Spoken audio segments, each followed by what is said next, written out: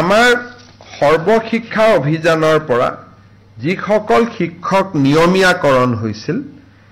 তেওঁলোকে এটা কাৰিকৰী কাৰণত তেওঁলোকৰ যিটো এনুৱেল ইনক্ৰিমেন্ট জুলাই মাহৰ আছিলে সেই ইনক্ৰিমেন্টটো তেওঁলোকৰ বাদ পৰি গৈছিল আজি কেবিনেটে সৰ্বশিক্ষাৰ পৰা নিয়মীয়া হোৱা আটাইবোৰ শিক্ষক আৰু কন্ট্ৰেকচুৱেল টিচাৰ যিসকলক আমি চৰকাৰী চাকৰিত নিয়মীয়া কৰিছিলো সেকেন্ডাৰীত হাই স্কুলৰ অতিৰিক্ত শিক্ষক এলপিএমিৰ কন্ট্ৰেকচুৱেল টিচাৰ যিসকল নিয়মীয়া হল তেওঁলোকক এইবাৰ আমি